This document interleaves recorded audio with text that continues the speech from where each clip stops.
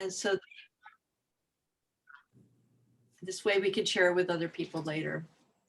Great. Well, good evening, everybody. My name is Lori Kaplan, and I am the chair of the Ashland Climate Action Project of Southern Oregon Climate Action Now, which is a wonderful organization that does all kinds of work on climate. And our particular focus is what's going on here in Ashland, which is really fun. Before we get started, I want to acknowledge that we are holding this program on the unceded ancestral lands of the Shasta, Tacoma, and other Native peoples. Progress. I am actually going to run a few slides this evening just to kind of introduce our topic for the evening before we go to our guest speakers. And we're really excited. We really chose to have just local voices on this. There's lots of resources on this topic all over the internet, and there has been for 20 years. And I'll mention a particular program that I thought was really good recently. But we felt like it would be really great just to hear from our local voices, APRC, our specialists at Ace Hardware, and then we picked Ron Adams with his Tangled Up in Blue, Blood on the Tracks t-shirt to talk about his own personal experiences with electric tools. If any of you also are using electric tools and you want to chat about that when we get to that point, feel free to chime in. We also have Gary Schaff with us, who is on the Climate Policy Commission. And I've asked Gary to join us too, to just kind of talk a little bit about where the Ashland Climate Policy Commission is on this issue. So I didn't want our presenters to have to do a lot of fact presentations. So, I'm just an ordinary citizen who cares about climate. I'm not an expert on electric tools. That's why we invited Rylan and Tim from Ace Hardware and Sean also. I'm just somebody who likes to go on the internet and look for reputable sources of information. So I'm going to just, I've been drilling down on this topic, and I'm just going to give you a quick little overview of some things that I found to just kind of set the stage for our discussion. And we're going to present. Okay, here we are.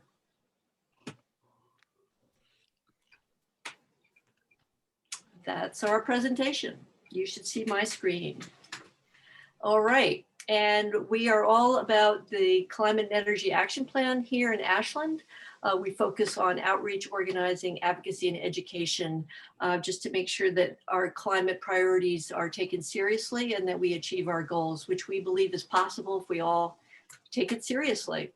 So tonight we're going to be talking about electric landscaping equipment. And this, I found there's a lot of really good resources at the California Air Resources Board.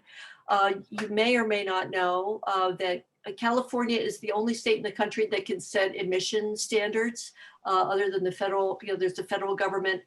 So states can either follow CARB, the California Air Resources Board regulations on emission standards for vehicles, or they can follow the federal government. So they use this terminology, small off-road engines, or SOAR. And here's some examples of these small off-road engines.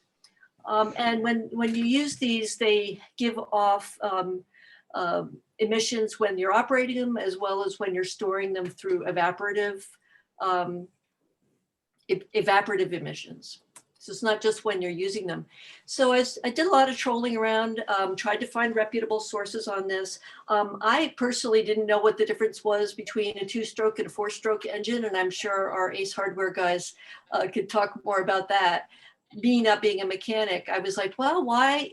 Most of these, some of these tools are 2-stroke engines, which have particularly bad effects for the environment.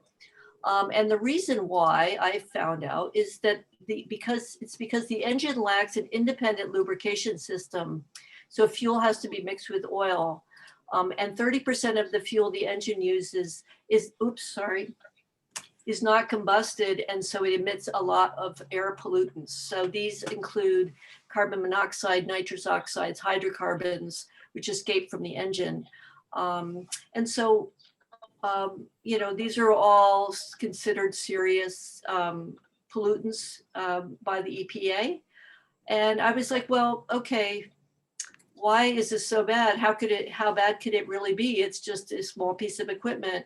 And this is a resource, I think this is shocking. It was shocking to me. And I actually got a couple of emails about this, like, this isn't possible. I think the California Air Resources Board is probably a pretty credible source of information. And they're doing regulatory work on this right now, where they said that 1 hour of lawnmower use is equal to driving 300 miles from LA to Vegas in a Toyota Camry. They said, well, what's the most popular car out there? The Toyota Camry. 1 hour lawnmower use is equivalent of driving 300 miles from LA to Vegas. And 1 hour leaf blower use is even worse, apparently. It's equivalent of driving 1,100 miles from LA to Denver.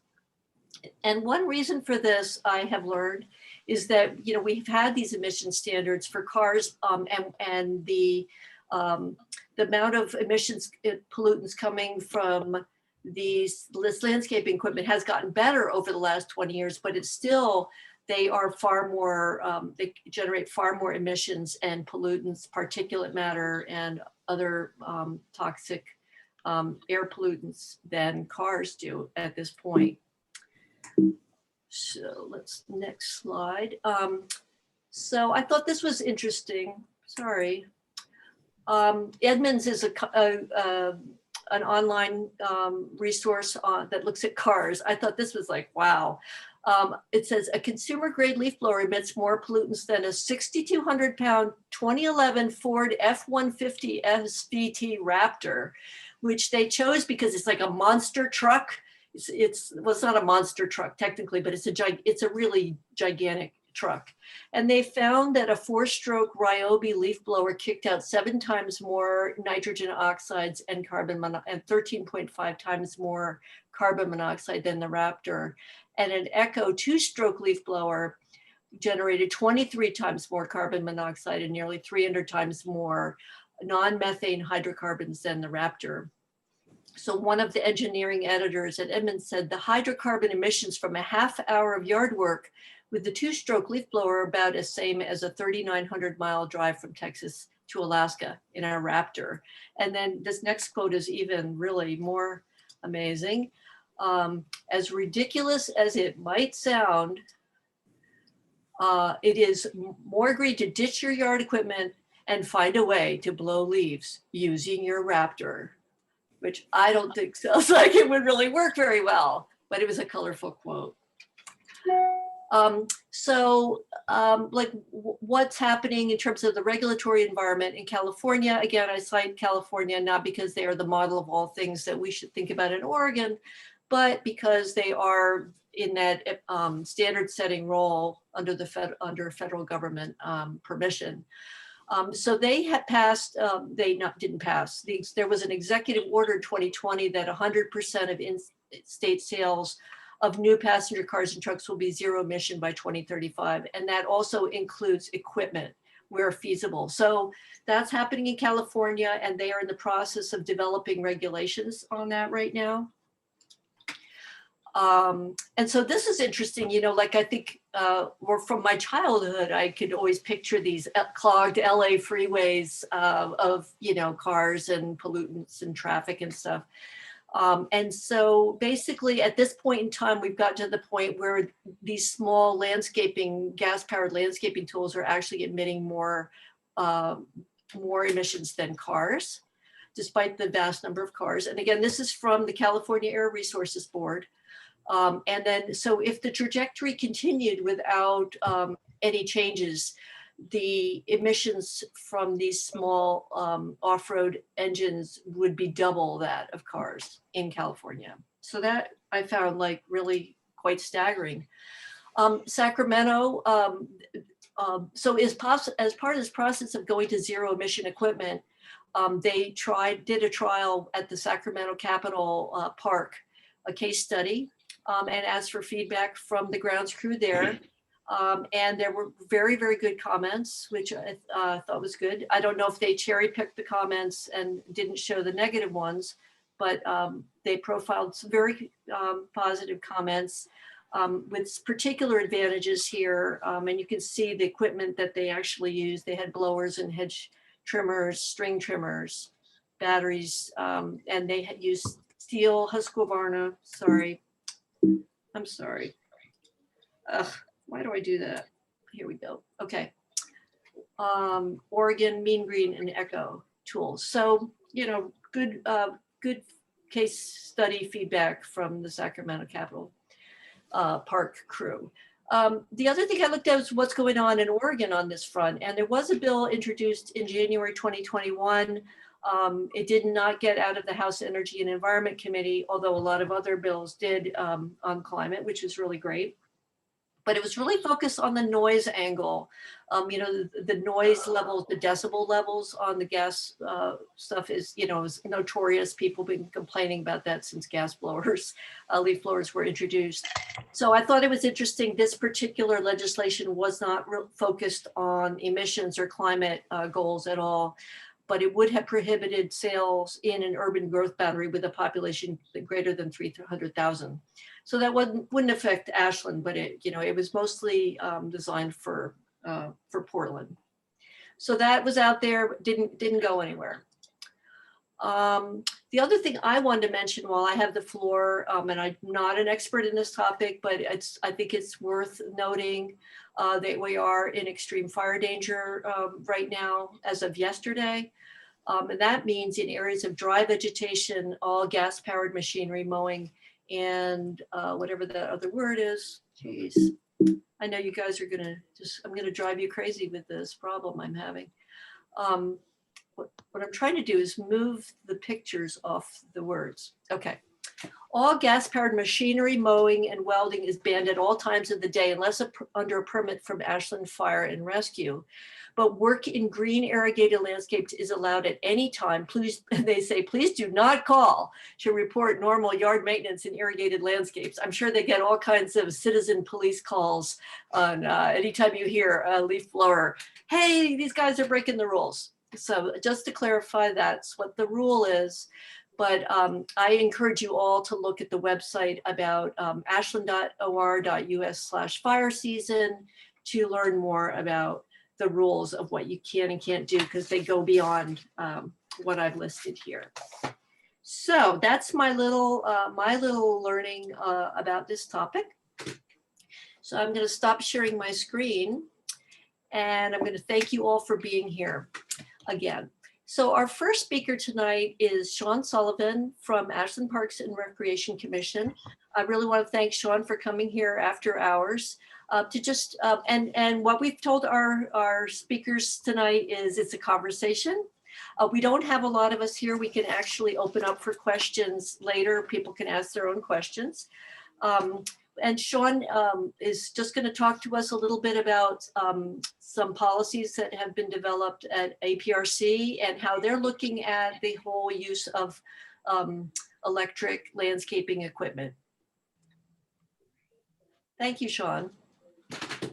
Thank you. I'm happy to be here. I would like to start talking about some of the electric equipment that we currently have.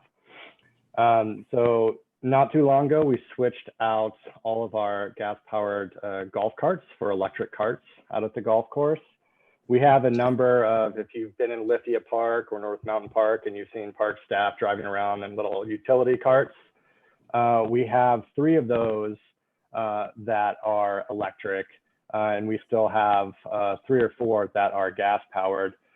Those electric carts were bought 3 or 4 years ago, so technology in this area moves really quickly, and the carts that we purchased don't have the same capacity, whether it be speed, towing, as the gas-powered ones, but things change quickly, and so we're hopeful that the next batch of electric utility carts that we purchase are not going to have a negative impact on efficiency. That's one of the main focuses with APRC maintenance, is we're trying to do a big job as efficiently as possible to maintain a level of standard that the community desires. We also have a couple leaf blowers and string trimmers that we've started to utilize. If you're ever in the plaza early in the morning on Tuesdays, you'll notice that we are using electric blowers in that area. and through some of the downtown areas. An exciting thing that was recently approved by the Parks Commissioners was setting aside funds in this current budget cycle to purchase equipment and infrastructure to help reduce greenhouse gas emissions. And so we are meeting, there is a public meeting, Park Commission meeting on the 28th of this month where we will be, the agenda is not out yet, it will go out next Friday. But one of the items on the agenda is how we are planning to spend these funds. So we're going to get asked for approval from the Parks Commission to spend these funds. And we're looking at purchasing, the proposal staff is presenting is purchasing 3 riding lawnmowers. So replacing a 72-inch mower and getting a couple 60-inch mowers and replacing our gas mowers with those. We're also looking at upgrading some of our HVAC systems on our facilities that are using natural gas and switching over to all electric HVAC systems. And if we have any money left over, one option would be to work with the City of Ashland's Conservation Division to try to install more electric vehicle charging stations. We're working on a cost share program that we would like to try out. And so if we get approval for that, then we'll be looking into which properties might be a good fit for installing EV charging stations that would be available to the public.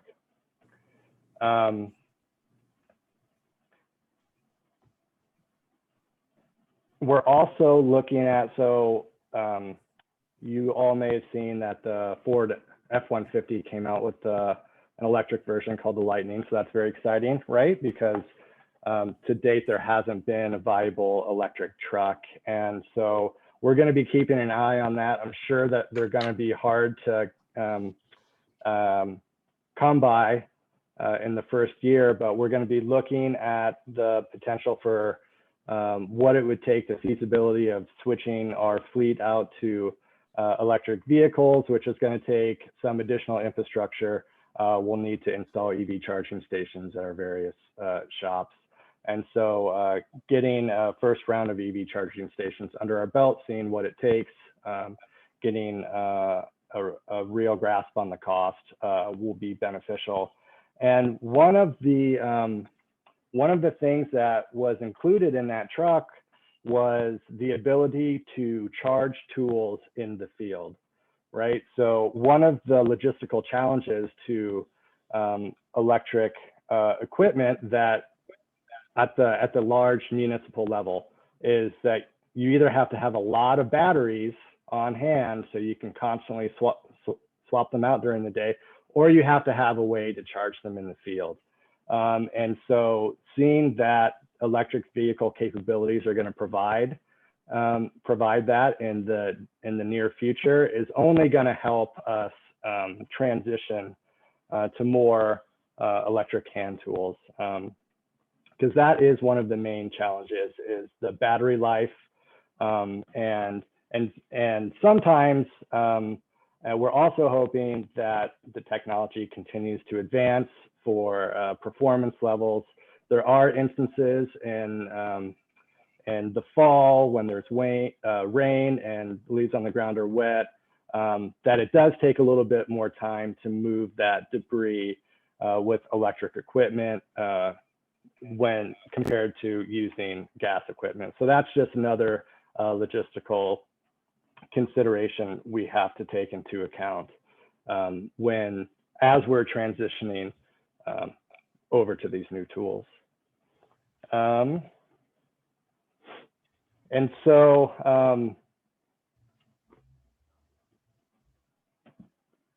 and commissioners have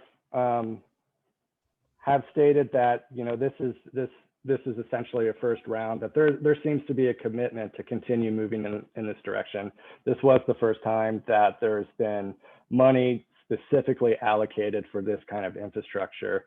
So we're excited to get some of these tools online and continue converting over to electric where possible. I have to say we were able to get to demo the large electric mowers for a little less than a week in some of our parks. And as soon as that mower got about 20 feet away from you, you really couldn't hear it. You could have a conversation. And I'm sure if anybody's been in the parks when we've got our large gasoline mowers going, you can hear them from quite far away. So there's lots of benefits that we're looking, that we're excited about, and we'll just continue moving forward as possible.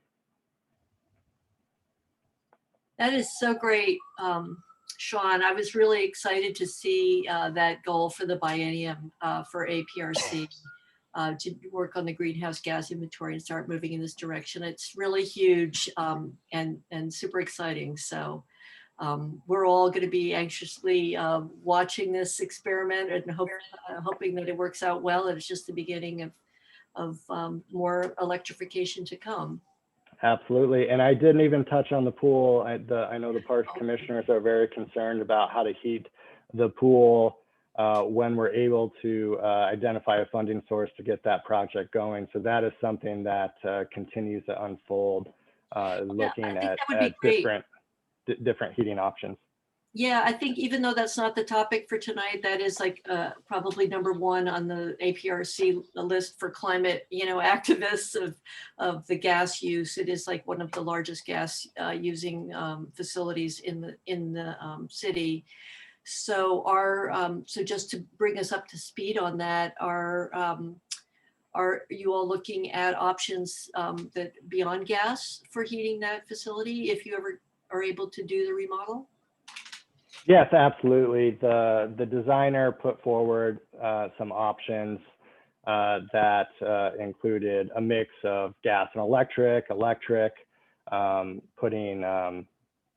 using solar arrays, and additional work is continuing to be done by the designer to explore other options. So there's going to be a lot more information to come on that topic in the near future. Okay, great. So, and what is when do you think that the public might be able to learn more about that or, hear an update on that? I would say that it's possible that we will get another design update at a commission meeting late summer and the fall. Things do change depending on various things that are out of our control, but we're continuing to move forward to narrow in on design and put all options up on the table, which is going to let us know how much money needs to be identified in order to go forward with that option. So right. Yeah, so work is actively being done right now, and there will be reports coming to the commission as soon as possible. Great. Yeah, I'm going to ask one more question about that, but I'm just going to let everyone know. I think if you have questions for Sean, you can go ahead and start thinking of those. We'll allow him to take some questions now rather than wait till after our speakers. So if you raise your hand, I will call on you. And then I just ask that you keep your questions concise and also respectful and appreciative of Sean being here to represent APRC.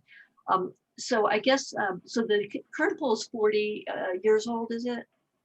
About that? 30? That sounds about right. I can't say exactly, but right. So it has reached the end of its lifespan. Right. So when you do move forward, I guess the point I'm backing into is that it's, whatever heating system you use, that's a purchase that you're locking in that's going to be producing emissions for decades. Right. So it's over the whole lifetime. So this is a really important opportunity to stop those emissions from, fossil gas, which is really is a big target for us to reach our goals. So it's super exciting that you guys are looking at that. And that gives me great hope.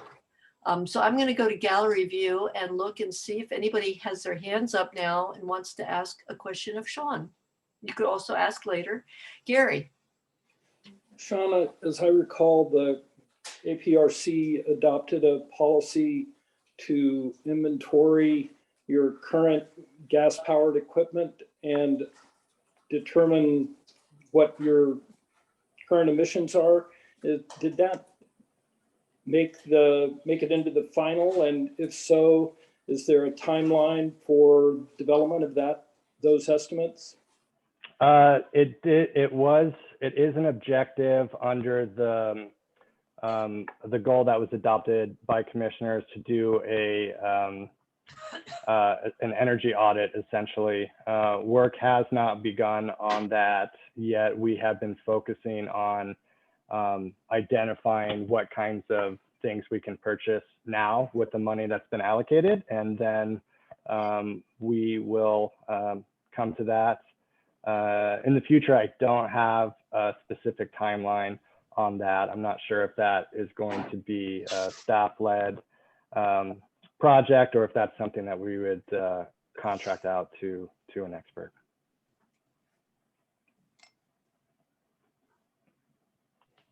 Bob? Yeah, so I'll speak through your, Okay. Can you hear me still with Lori's microphone? Okay, so we don't have echoes. Sean, this is terrific. I've got two questions actually. One is about the decommissioned gas-powered equipment that you've got, because if you're replacing lawnmowers, gas-powered lawnmowers with electric lawnmowers, or other use of golf carts at the golf course, are you decommissioning, destroying, discarding those old gas-powered equipments, or are they being recycled somewhere else for somebody else to use to emit? That's the one question. The second question is, I love what you're doing with going down this road. Are you tracking the challenges and costs that you're facing so that others can learn from the experience of the Parks Department? Because you're really in the vanguard here in a lot of ways here in Ashland. Others that leaf or landscaping companies and SOU and school district could learn from what you're doing if you are tracking what the costs are and what the challenges and the ways that you overcome those challenges. I'm just wondering if you're putting some effort into that as well. Sure, I'll start with that question. So right now, it's really just anecdotal as far as of costs and challenges that we're facing with equipment such as the blowers and the string trimmers and the carts. Electric equipment is generally upfront more expensive than gas-powered equipment. So one of the 72-inch mower that we're looking at purchasing, it comes in just shy of $35,000, and an equivalent of that in gas-powered is $25,000. You do have decreased maintenance costs. You are not, purchasing gasoline, and then there is the benefit of reduced greenhouse gas emissions. But I think we will be trying to log and monitor as we implement this program, so that we can provide that information to other entities and organizations that may want to go the route we are. Seeing one of those machines working in the park could be a powerful motivator for people. And the initial demo, aside from what one would expect when driving a new vehicle that has a steering mechanism, our gas-powered mowers have steering wheels, and the electric ones have bars that you steer by moving forward and back. So there's a little bit of learning curve on there, but as our crew get used to the way that those mowers steer, I think in the case of the large electric mowers, the efficiency is going to be the same and may increase in some instances because they are fast in open stretches. So it's amazing how much power they have. And then as far as decommissioning gas mowers, I don't know, and I actually had not thought about that. That's going to be something that I'm going to have to look into. I know past municipal practices when decommissioning equipment, it typically goes straight to auction, and somebody else will grab that and purchase that. So so that I'm going to have what our plans are for the future, and if there are any constraints under state or local law, we'll have to look into, but that's a really good point you bring up. Great. Great. Any other questions right now for Sean? Erin? Hello. Thank you so much, Sean. That was super informative, and I'm so excited to hear what the Parks Commission is doing, and congratulations for all the progress you guys are making. I have an idea about the pool, and you're totally welcome to just be like, kibosh, not a good idea, or been there, done that, thought about it. But my understanding of Ashland history is that years and years ago, there was a hot spring fed pool called the Twin Plunges, which existed where the co-op now resides. So at some point, there were piped in spring water, hot spring water. And I know they do that for the Jackson Springs. So like, that's just like, as soon as I'm like, oh, well, that just seems like a good solution if we want to heat the Daniel Meyer pool. So Sure, anyways. yeah. And I am not directly involved with the pool design team. Another staff member is working on that. I go to all the commission meetings, so I am generally aware of what's going on, but I believe that they are looking at geothermal options. Cool. I think they're trying to uncover, as park commissioners continue to ask information, what we as staff are doing are providing all of the information possible so they can make that decision on what kind of pool is going to be built, and which will then identify how much money that is going to cost up front. So Cool. yeah, I think everything is on the table at this point from what I've heard. So Great. Thank you so much. yeah. Great, thank you. Okay, we're going to give Sean a little break here now. Thanks, Sean. And I'm super excited that we have two representatives from Ashland Ace Hardware, Tim Ringer and Ryland McCommons.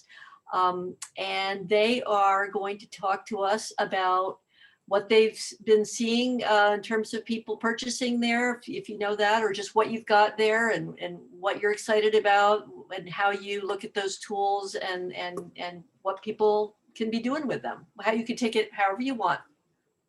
Thank you, Tim and Ryland, for being here. Thank you. Thank you very much for having us. We got into the power equipment game about 7 years ago. And the first round of power equipment for us was purely gas powered. We are a steel authorized service center and retailer. And Steel came out with a line of power equipment, battery operated, that was really exciting to jump into because Steel makes their own batteries. They develop their own engines. They have crack teams that are just continually upgrading the quality of the engines and the batteries so that it becomes more efficient. And as Sean spoke, over time, the expectation is that the battery runs will be deeper and longer, more power as technology evolves. We're excited about having those opportunities to bring that to the community. The response from the community as far as the electric power tools has been just overwhelming. We get a tremendous amount of support. In fact, at last count, I believe in the state of Oregon, we were in the top 5 selling retailers of electric power equipment in this little town, which is amazing. So it's power in numbers, the percentage of people out there that are buying electric equipment across the board, whether it be Steel or Ego or DeWalt or Milwaukee, whatever the brand may be, the support and just the excitement of people being able to get out there and get electric equipment has been overwhelming. That is super exciting.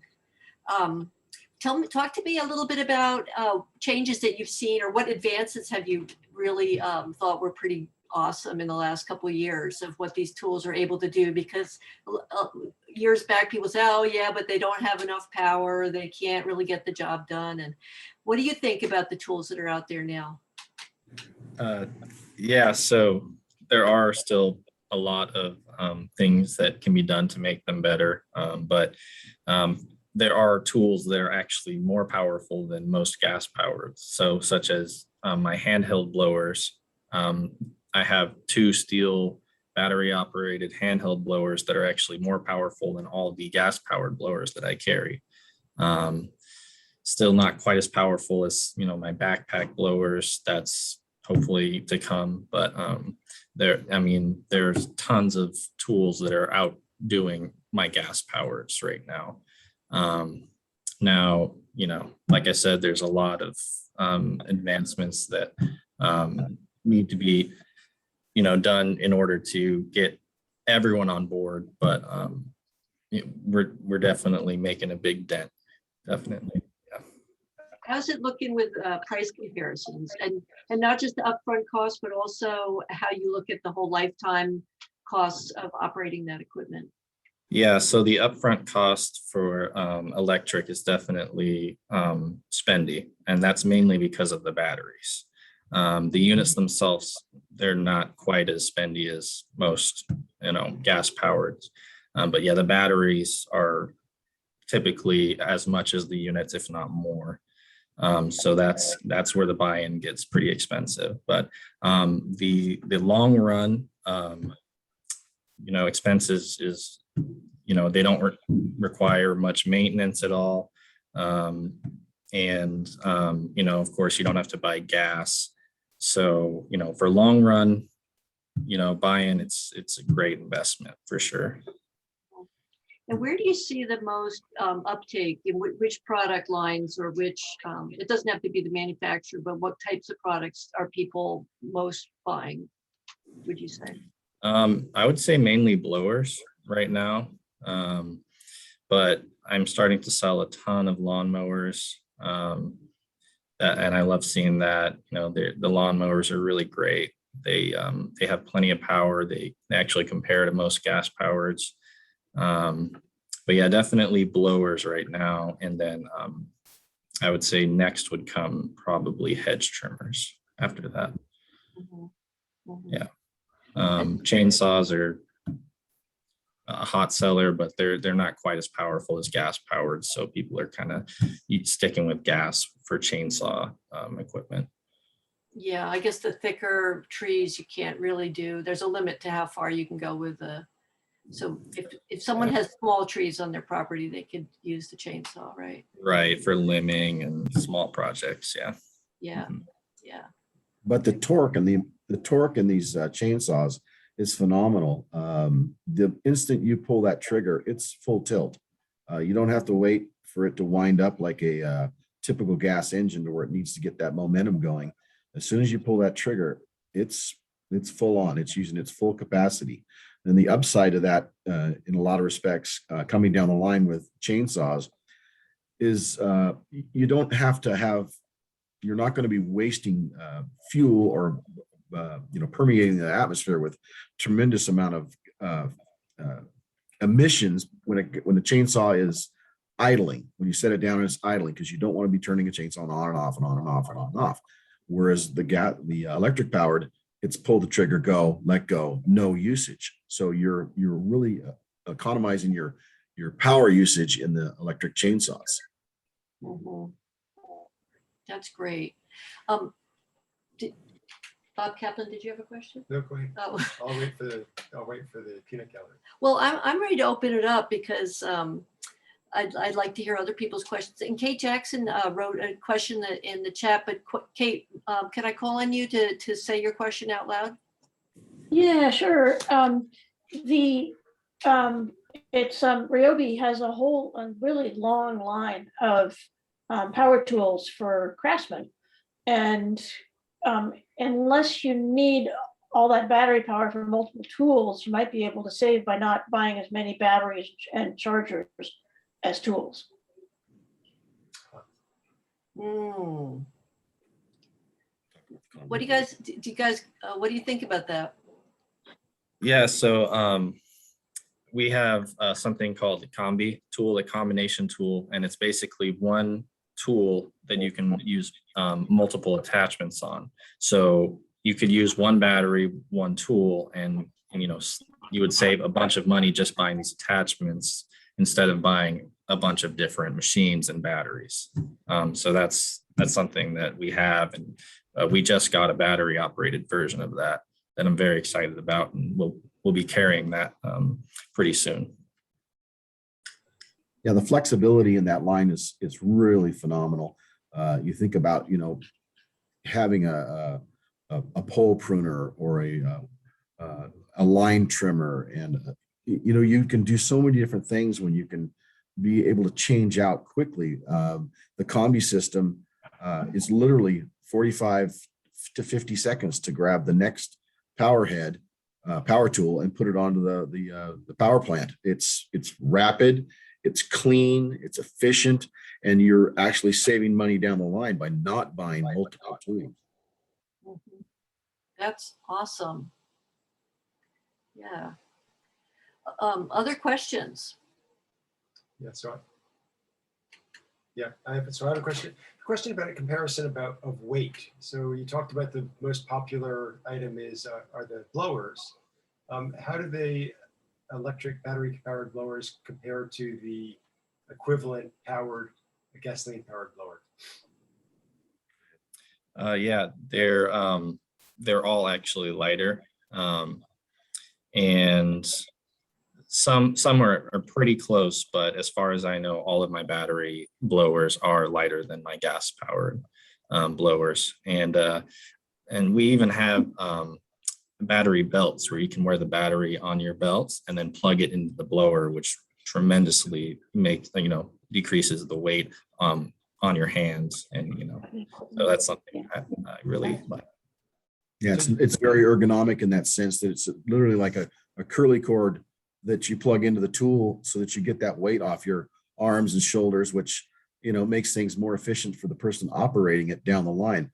More comfortable, more efficient, more work done efficiently with less damage to your body. Yeah, and Steel has backpack batteries that will actually run for multiple hours that you can plug into these machines. I haven't sold too many of them. They're pretty spendy, but they're great tools.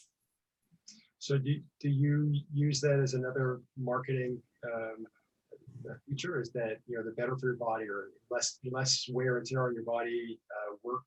Particularly, I'm thinking also with Sean in the parks department, that, you know, if people are, you know, able to distribute the weight a little bit more reasonably on their body, or take less weight, there'll be less time out with injuries or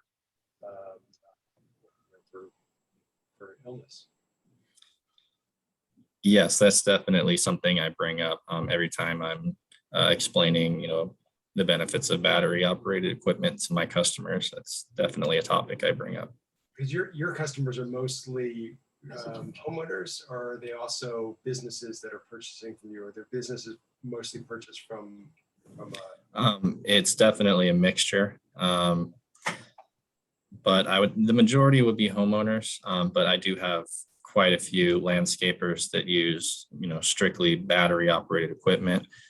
We have a customer by the name of Janine, and yeah, she has probably 3 mowers, a bunch of blowers, weed eaters, chainsaws, all battery operated, all run off of the same battery. She loves them, runs them very hard all day long. And, I haven't heard any complaints from her so far. Great. That's great. Yeah, the downtime with repairs in the electric equipment so far has been extremely minimal. It's just routine maintenance. It's like anything, you take care of it, take care of your tools will take care of you. But they've been just fantastic. We've had so little repair. That is great. That's great. The other thing is that I talked about earlier is the decibel level on this compared to the gas, especially I guess on the leaf blowers, which drives everybody crazy. But can you talk a little bit about that comparison with the battery versus You said with the lawnmower, you can't even hear it. I mean, you could have a Yeah. conversation, but yeah. Yeah, they're all, I mean, very quiet machines. The blowers have more noise than most, but you know, some of the machines Steel doesn't even recommend wearing hearing protection. I still, you know, tell my customers it's, you know, it's probably a good idea to wear it, but yeah, they're very, very quiet machines, and that's why people love them so much. Great. Yeah, great. Excellent. Other questions right now for Rylan and Tim? Oh, Aaron. Hi again. Thank you guys so much. This is great. I totally am coming down to ACE tomorrow. Psyched. I do have a question though. It's just always been a wonder of mine, like what are we going to do with our old lawnmower? And I'm just wondering, do you guys have like an exchange program, or do you guys have recommendations of what people can do? Well, what we do for our dead machines that we can't fix is we recycle them. So one of our employees takes them. I don't know exactly where he takes them, but all of our metals get recycled. So we can do that. We also, as far as the fuels that may be left over in equipment, we do recycle that as well.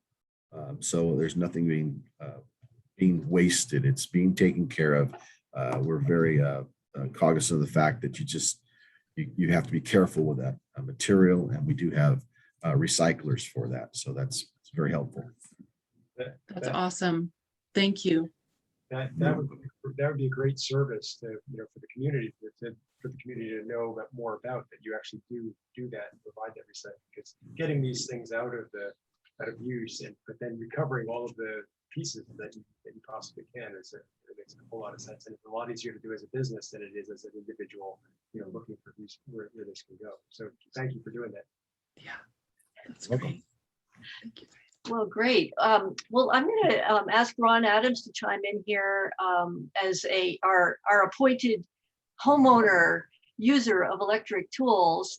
And I know others of us are doing that too, but we're picking on Ron tonight to talk about his transition from being a gas-powered guy to an electric guy. And Ron, you're going to have to unmute yourself, or I'll unmute you. I'll ask you to unmute. And so he's going to give us his firsthand experience of being a convert to electricity. Okay, well, I converted a long time ago. The first house that I bought was on a third of an acre. And so the first the first gas lawnmower I bought was on the third of an acre. And I never, you know, there was no electric lawnmowers at that time. And that was in 78. But in 91, when I bought my second house, it was a much smaller house. And I bought one of those American push reel mowers. And so no energy usage at all, except for myself. And I had a small place, so it worked out very well. And I don't think I had a trimmer. I can't remember what I did for trimming. But then when I bought my third house, one of my buddies from work recommended an electric lawnmower because I had a little bit bigger yard. I stepped up to a little bigger yard. And he really recommended his electric lawnmower. And that was in the early 2000s. And I bought the house in 2002. And so I bought an electric lawnmower and I liked it. You know, it was good. I had kind of a medium-sized yard and it worked very well. And then I used that for several years and I can't remember what happened, but I replaced it with another electric. I bought an electric string trimmer. Tim and Rylan reminded me of my electric chainsaw that I had too. I had one of those little electric chainsaws and I really liked it too. And I used it a lot. And so when I moved to Ashland, I brought my electric lawnmower with me. Unfortunately, I sold my electric chainsaw, which I wish I had back, and my leaf blower, Toro leaf blower that I had in Eugene also. And it worked very well. And I actually replaced it in Ashland, got another one just like it. But these are all corded machines. And I often, and I don't see anybody else doing this, but I often go up on my roof like sometimes a few times a week in the fall and early winter to get leaves and stuff out of the gutters and off the roof. And up there with a corded leaf blower, you know, it can get scary. It's kind of scary. And, you know, I haven't really tripped at this house, but I've come close. I've thought, oh boy, I could have tripped right there, you know, and I'm kind of getting to be an old guy. So, you know, you're talking about danger. So anyway, I started thinking about, and you know, and just turning corners and all that stuff with the electric cords. It's just as I'm getting older, it's making me more irritable. And I get angry about the catching, you know, whatever it can catch on, it will catch on, it seems like. Anyway, I was in Ace one day talking to Kathy about electric leaf blowers. I was looking at her at cordless leaf blowers, and she recommended the Ego, and she said she had one. And she said, how's this? It works really well. And then it's got this little turbo function that you hit that, it goes, and it really, you know, it really ramps up, and you can give it short bursts, and it works really well. So now when I take that up on the roof, I feel much safer, and it's much easier to use. And on the ground, it's much easier to use. And I actually keep it in my living room closet, because I often will step out and give the front deck a quick blow and the back deck a quick blow, just get the debris off of it, you know, keep it neat. And it's kind of compact, so it fits in the closet real well. It's kind of, I mean, that's kind of an eccentric thing to do, but I'm not the only one. I have a neighbor down the street that has said, goes, I do the same thing, you know. So I love it. I'm really happy I bought it. I wish that my other, you know, I still use my corded Toro for the vacuum function for sucking up leaves, and that works very well. So I'll use the cordless to blow all the leaves into one location, and then I'll oftentimes take the battery off and go charge it for a while I suck it all up with the other one. And that's another thing. You know, the battery does charge fairly rapidly. And, you know, and also my understanding, even though I'm not really I might be in the market for it all. I have a very small yard, but my understanding is that my battery is compatible to other Ego units. And I can use it on a mower, or I can use it on a blower if I choose to buy those things. Because I did, when I bought the battery, I had that concern about how long the battery would last, you know, and that was one of my big questions. And it's really not been a concern. But I thought about buying a second battery for it, because some other guy I know on B Street bought a second battery for his electric leaf blower, for his cordless. Anyway, I didn't do that, and I haven't ever found it to be an issue. You know, it seems like I always have plenty of charge. And if you know, it's sort of like, I guess, getting a quick charge on an electric car, I can go in and throw it on the charger for 15 minutes or so and come back and have plenty of charge to finish up whatever I was doing. So, you know, I've been using electric equipment for, you know, like almost, you know, 30 years now. So, and I'm very happy with it. I didn't like the idea of storing gasoline equipment in my garage. And, you know, it takes up space too. It takes up more space, and I feel safer and don't have to smell the gasoline, don't have to worry about draining the thing out in the wintertime and da. So I'm very happy with electric. That's great. Thank you, Ron. Sure. Nice testimonial. Is there anybody else who wants to give their own little personal testimonial about their electric equipment? Wait, don't I have like 5 more minutes? You don't have to keep going. Oh, okay. You can if you have more to say. Yeah. I'm joking. I'll say, when we moved to Ashland, we went to Ace Hardware. We got a steel battery hedge trimmer and the chainsaw, and they're awesome. They just work The one great. thing about the corded chainsaw that I had back in Eugene is a couple of times I cut through my electric line. Yeah. I'd be using it, all of a sudden, whoop, everything would turn off. So that would be, you know, now they have cordless electric chainsaws, the little things, and Yeah. that would be really cool. You know, Yeah, that might be the next thing I buy. You know. Yeah, that's what we have. We have the battery for both of those, and so no cords. Uh-huh. We still have a corded leaf blower and leaf sucker, But I always get myself tangled up in it. It's a big pain. Yeah. Anybody else want to share your own personal stories or have questions for Ron or Sean or Gary. Gary? Gary's Well, got his I'm hand going to up. bring Gary's- Gary on in Gary's got just a his hand minute. up. Gary's got his hand up. Okay, Gary, you go ahead. I was wondering if anyone knew whether the library of tool or the library of things included any of these electric tools in their catalog. That's a great idea. Anybody know? No. Okay. Somebody could look it up real quick even. If I can add a You know, real quick Sean? personal testimony. So we recently got rid of all of our gas powered equipment. So I've got a lawnmower, a string trimmer, a blower, and a dethatcher, and they all run on the same 40-volt battery. I've got a couple 40 volts. My kid is now mowing the front yard without ear protection on. I was actually on the phone speaking to my mom with my little earbuds in while mowing the lawn. So yeah, big fan. And you can just buy the equipment without the battery if you already have batteries, and it's quite affordable. And yeah, big fan of it. That is so great. So great.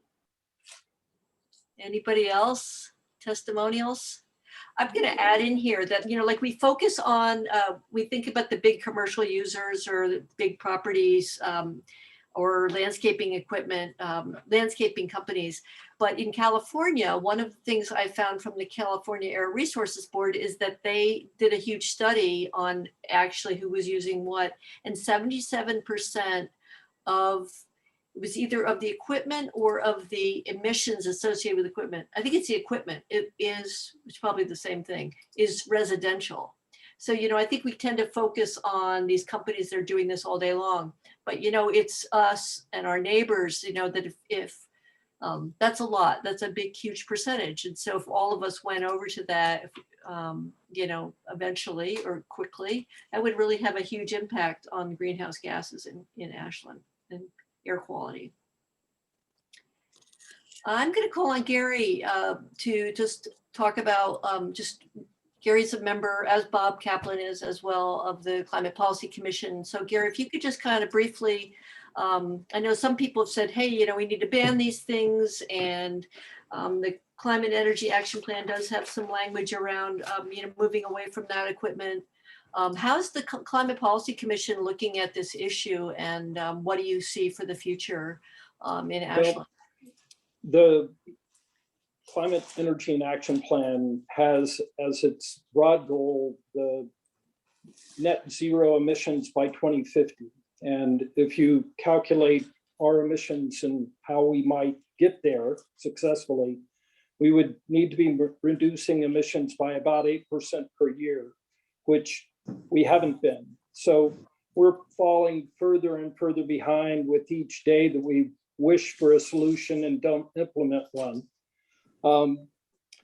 And the Climate Policy Committee has kind of settled on 5 initiatives for the coming year, and they are formal planning, clean buildings, the path off of fossil gas, energy efficient transportation, and sustainable electricity. You'll note not among them is the phase out of gas powered lawn and garden equipment. But that is not to say that the Climate Policy Commission is not interested or engaged in that activity.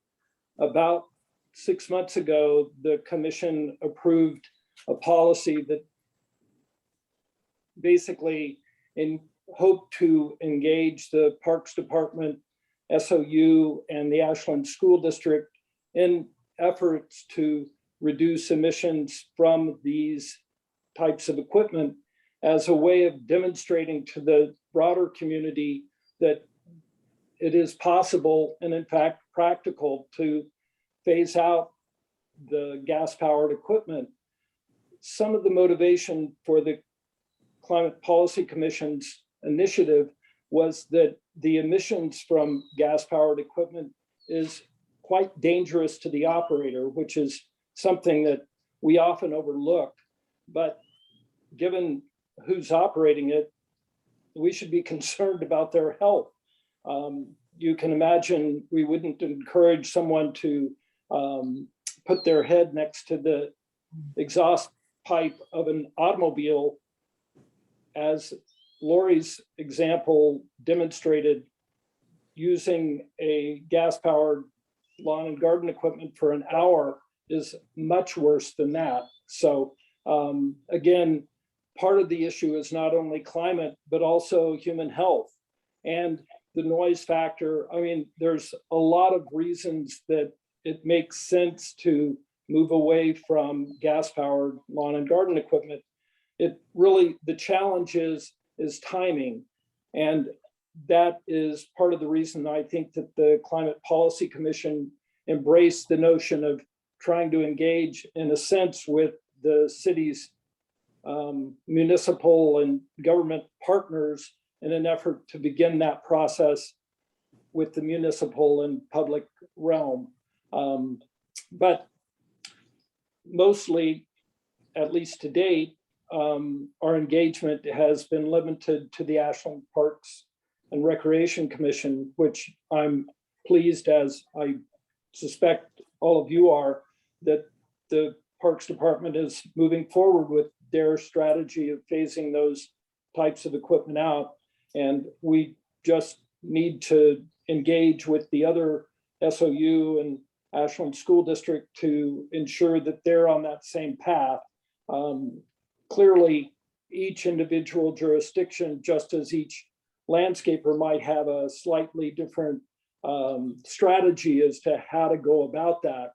But ultimately, I think our goal needs to be to see that all of those entities, in fact, embrace a phase out of those types of equipment.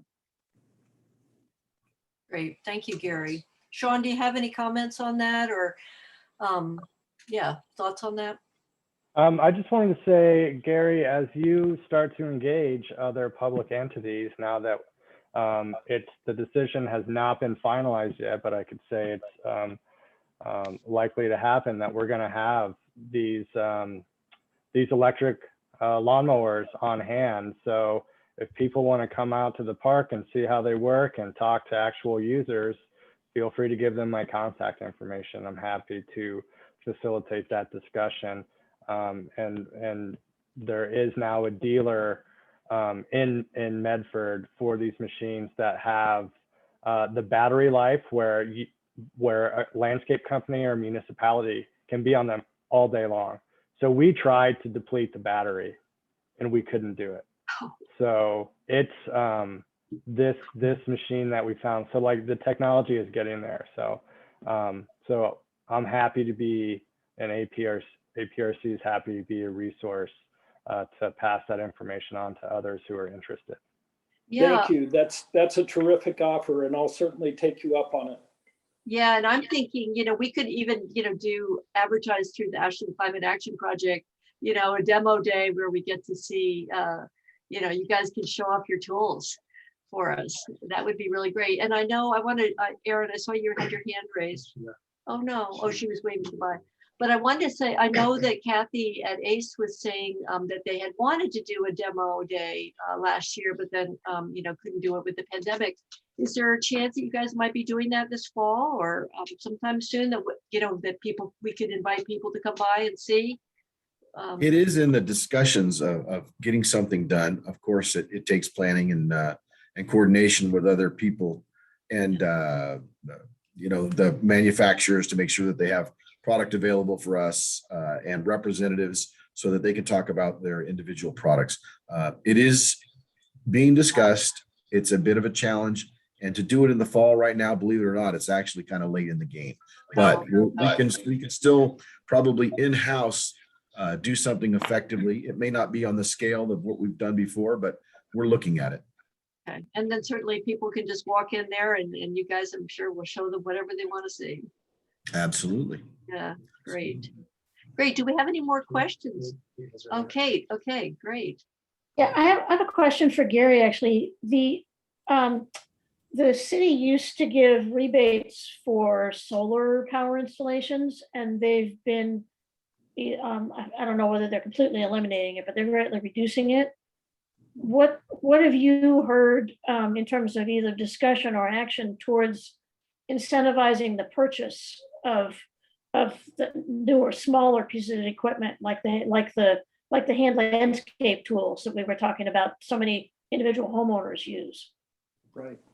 There is talk of providing incentives. I'm not certain, but I believe that that incentive is focused on commercial operators at this juncture. But I would add that the city provides a vast array of incentives for not only solar installation, but also hot water, heat pumps, heat pump installation, insulation. I mean, I would encourage you to check out the city's website, which includes all the programs that they are offering. And I would also like to ask Bob if he would kind of brief the audience on the city's budding loan program for energy upgrades. Okay, sure. All right, we can just switch. I can have the microphone here. The volume doesn't have to be off. You have to be the volume on. Oh no, volume has to be off. Go ahead. Okay. I'm trying to coordinate.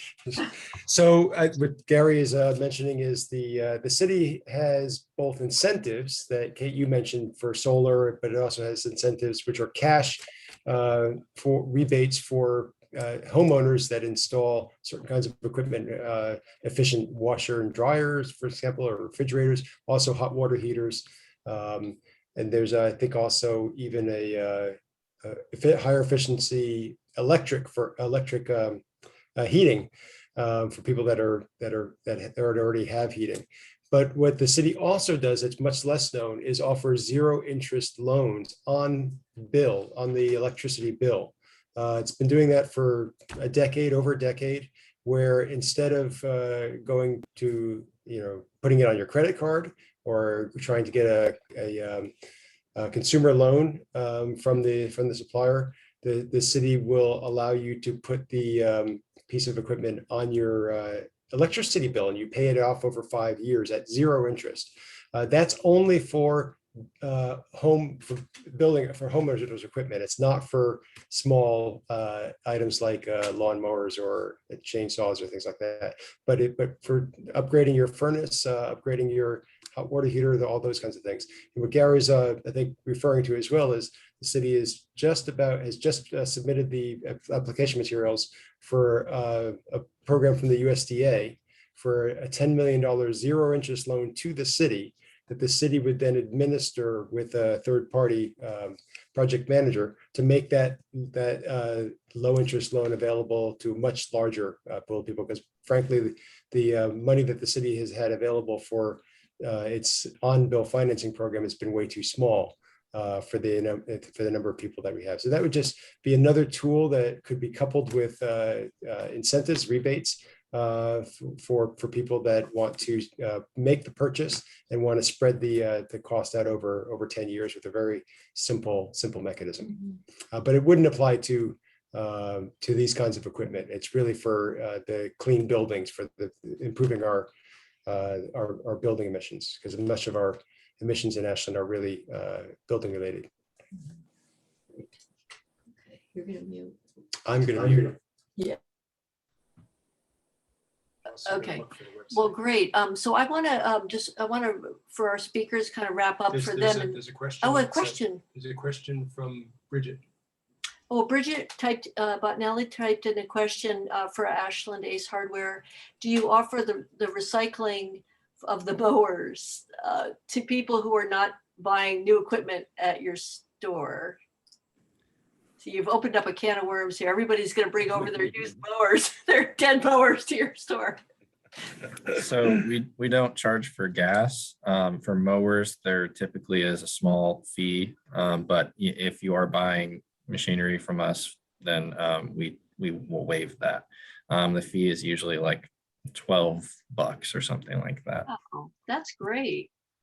That's great. Well, I was going to ask you guys Tim and Rylan, if you had anything else after listening to all this, if there's other things that you want to add in, or things that you wanted to say. That you didn't Well, get I just like to say that we certainly appreciate the following that we have here at the store from the local community. It has been absolutely phenomenal. The loyalty is really heartwarming. There's lots of places that you can buy hardware and equipment, but we pride ourselves in customer service. We pride ourselves in making it a comfortable atmosphere for people to come in and shop, and we appreciate it to the nth degree. Given the atmosphere that we're working in right now, with challenges with COVID and everything that has revolved around that, I'd have to say that our customers have been absolutely fantastic, and we appreciate every single one. Really, from the bottom of our heart, we appreciate the customers that come in. You guys have just been overwhelming. Well, you have a great store. I think we should all give you a round of applause, because I don't know how we'd live without you guys. Thank you very much. I'm in there almost every day, some periods. Or yeah, thank you so much. And Sean, is there anything else that you'd like to add? Oh, just that. So, APRC is excited to continue moving towards sustainability. And this latest push was really driven by the Parks Commissioners. So thank your elected Parks Commissioners if you come across them in town. Okay, yeah. Great. Thank you, Sean, so much. Ron, is there anything else you want to chime in? Oh, we got to unmute you. Hold on. There you go. Just thanks for hosting this. It's been an interesting discussion, and I think there's a reason why Ace Hardware is the most popular venue in town. It's sort of like the town square. If I'm not in there every day, I'm walking by every day, and it's always busy. And there's a reason for that. And I really, talking about COVID, I really appreciated Ace Hardware being really serious about the COVID protocols. I felt comfortable going in there, and that was important to me. So Ace Hardware, and thank you. Yeah. Hey, and somebody notes in the chat that the popcorn machine is back. I mean, that is a huge deal. Supporting the community. And Linda Peterson Adamson, we love our Ashland hardware store. You guys are great. Get a burrito from Simple Cafe. Simple Cafe while you're there. Simple Cafe, yeah. I have to say, every time I'm in downtown Ashland, which is very often, I think, is there anything I need at the hardware store? I really want to go to the hardware store. So I can't think of something every day, but I frequently come up with something. So thank you guys so much. Thank you. Gary, thank you for being here too. Is there anything else you want to add in? I don't have anything other than to thank everyone for their commitment to the goal of creating a sustainable world. Yes. Well, on that note, if people can bear with me, I'm going to just do a couple of closing slides to let you know things that are coming up and things that we're working on to help in that direction to move towards a more sustainable world and hit our climate goals. I'm going to go through this really quickly, but we're called the Ashland Climate Action Project, but I've been saying for a little bit, I feel like we're more like the Ashland Climate Talking Project. And we're really but we wanted to really look carefully at where we can be effective and what's the priority and what we can really do here. Besides just, education, which is a good thing, but we're ready to move into a different phase. And we hope that you're going to want to participate in this. So I want to just tell you a little bit about upcoming programs and ways that you can get involved as we're going forward. So our first thing that we're launching is our Building Electrification Action Team. This is going to be a big, very long range project. And I'll just explain what we mean by electrifying, building electrification. It has been identified as a top priority by city staff and the Climate Policy Commission for achieving our approved climate goals, as Gary mentioned earlier. There's incentives in place to electrify your home, but at this time it's a voluntary action that people would be taking. And what it basically means is getting off natural gas, which is really what we're calling now fossil gas. It is a fossil fuel, and move to clean energy. Your electricity supply is hydropower in Ashland, and it's one of the cleanest in the state. So moving off fossil gas is one of the biggest things we can do to reduce our carbon footprint and achieve our climate goals. So electrifying your home means replacing everything in your home that burns fossil fuels with an electric alternative. Electric heat pumps, home heating systems dramatically reduce your emissions and lower your utility bills. Induction stoves outperform gas. It's true. I have one. If you swear by your gas stove, I'm telling you, induction actually is better. It's not these old-fashioned electric stoves that you used to see. It's a brand new thing. It's like the Tesla of cooking. They're amazing. And it improves indoor air quality. So there's no compromise when you're moving to this. It is a big step for your home, and it has to be planned very carefully. So that's kind of where we come in. We're partnering with a group called Electrify Now. I encourage you to check out their website. They do really class work with webinars and information about how to electrify your whole life to get fossil fuels out of your life. So we're excited about that partnership. We're in several coalitions right now with other Oregon and Pacific Northwest communities that are also looking at how to get off natural gas. And how sharing resources, because many of us feel like we're kind of in a race to get this work done, and we have to pace ourselves, though. We have to keep ourselves sane and sharing. There's a great community of sharing across Oregon and other communities as we develop resources to get off fossil gas. It's a lot of education for the public, and how to do it is tricky. So one of the first things we're going to be doing, and we've already launched this effort, is to develop a technical resource team and start having a lot of communications with people in the building trades to make sure we can really support people who do make the decision to electrify, that's going to be a successful thing for them. And we have heard of people going down that road and having challenges. So this is going to be a big long-term effort. The technical team is going to convene in early August. We're also developing a steering committee to look at how to do this, the whole education campaign and the policy work. Several communities have banned natural gas in their communities. That's not something Ashland is looking at right now, but it's something, that might come in the future. If you're interested in working on this project, there's going to be lots of opportunities, and I'd encourage you to reach out to me on that. The second one is the Ashland Climate Coalition, which is an effort that's going to be launching this fall, which is about getting the larger institutions in Ashland to re-engage in making commitments to climate action in Ashland. Bex Walker, who's head of sustainability at SOU, is on our steering committee, as well as many of the commissioners and the commissions that are working on climate issues. So that'll be another thing. So, I'm sorry. The third thing is our multimodal transportation action team, and Gary Schaff is actually working with us on that. I'm so sorry. I don't know what I'm doing wrong, but You should use your open. there we go. So Ashland is updating its transportation system plan over the next 18 months. And again, I always look through everything through a climate lens. There are other lenses available like safety, but I'm here to talk about climate. And if we're going to hit our climate goals, we have to have reduce our vehicle miles traveled in Ashland. And in the last several years, actually, we're driving more, not less, and people have more cars, not fewer cars. So yes, electric vehicles are a big part of how we're going to reach our goals, but frankly, we also have to get out of our personal vehicles too.